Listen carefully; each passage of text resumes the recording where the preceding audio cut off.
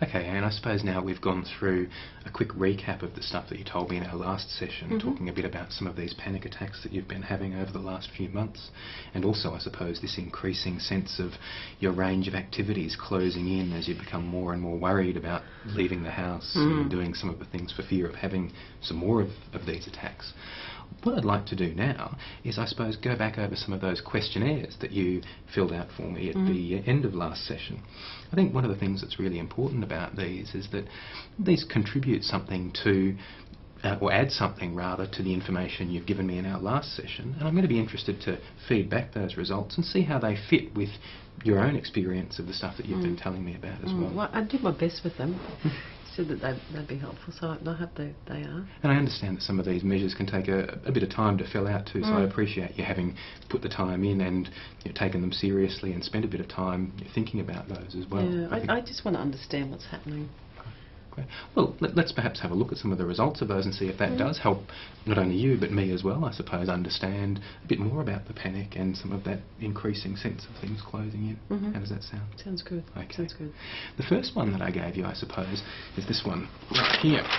And this one was a measure of, I suppose, some of the physical symptoms of anxiety. Things that you were telling me about last week included like your heart rate going up and the perspiration starting and that trembling as well. One of the things about this measure is that it's quite a good measure, I suppose, of those physiological symptoms. Now, your score on this one was 22. Now, that doesn't probably mean a great deal to you, just saying the number like that. But what this indicates, I suppose, is a moderate degree of those physical anxiety symptoms being a concern for you at the moment. Okay? Okay, it feels like I've got a lot of those symptoms. Right. Yeah. So I suppose that sounds like that corresponds with that score. Yeah, that score is around a moderate to high level of these anxiety symptoms, and that fits, I suppose, with what you said there about that feeling as though you're having a lot of these symptoms and they're quite frequent and quite distressing for you as well. Particularly the heart. My heart goes. Okay. The second one that you completed was this one here. I don't know if you remember that one. Oh, yep. Okay. This was a measure, I suppose, of some of the thoughts that go through your mind in the midst of some of these panic attacks. The kind of things that you say to yourself, I suppose, when these panic attacks are winding up or continuing.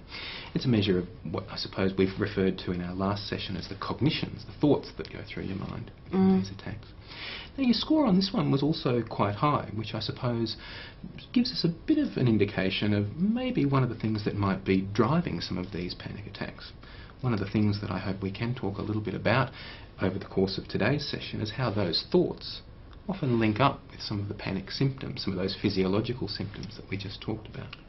So the thoughts, I know when it's happening, there's so many things running through my head. Right. But the thoughts making it worse in some way, or? Well, I suppose that's one thing that we'd need to consider. That's one, I suppose, idea that you and I might test out. But at least at this stage, what this suggests is that the thoughts seem to go with the panic attacks. Whether they're making it worse or whether they're part of it, you and I will probably have to spend a bit of time discussing that.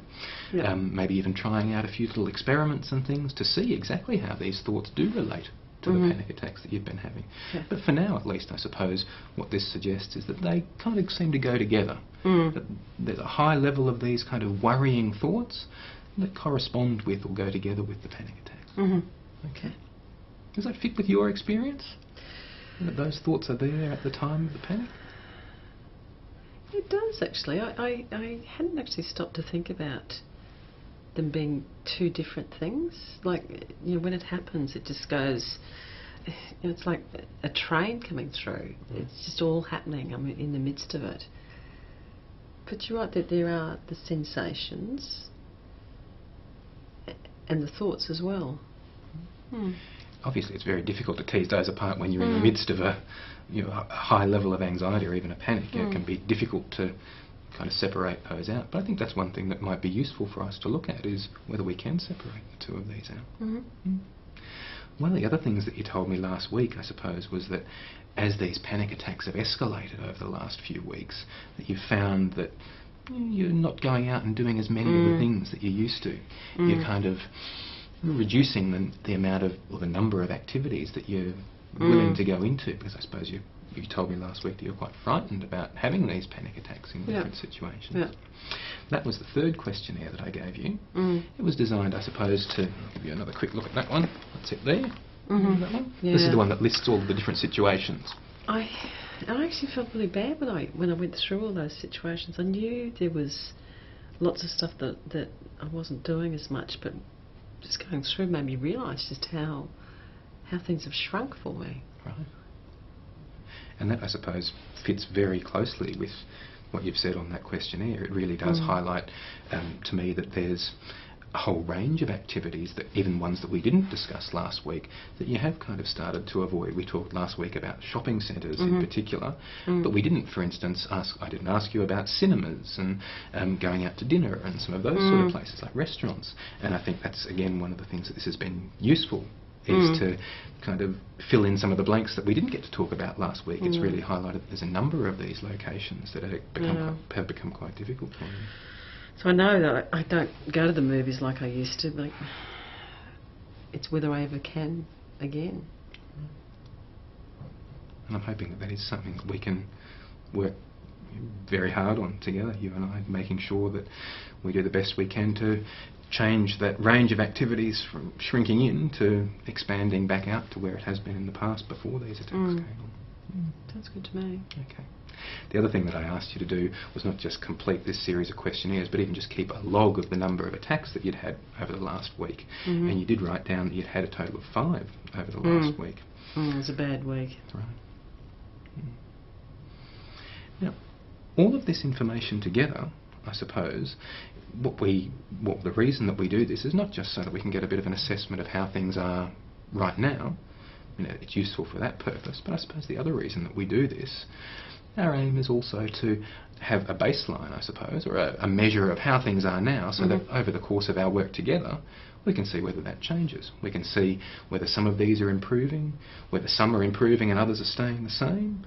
We can, I suppose, use these as a bit of a gauge of our progress in therapy as well. So what I'd like to ask you to do, if you're okay with this, is over the next few weeks, I'll probably ask you to do these once or twice more as we see each other. Look, I will do anything that helps. Okay. That'll be useful for both of us, I think, to see that progress, or to see how things are moving. So I suppose we've got 3 bits of information there: the number of attacks that you've been having, these questionnaires, as well as the stuff that we talked about in our last session. And I suppose that's given us I feel as though that's given us a good understanding of the panic, the closing in range of activities. I'm wondering if there's anything that I haven't asked about, though, that hasn't been talked about or hasn't been assessed on those questionnaires that you think is important for us to discuss, or important for me to know. No, I think that's it. It covers it, and just when you put it all together like that, it just that helps actually. But that is it. Great. Great. If you do think of anything else that you do want to kind of add to this, I suppose one of the things that we need to keep in mind is that this will be an ongoing process, and I'm sure there'll be new information that does come up that will help both of us understand exactly what's going on with these attacks and with that reduced range of activities as well.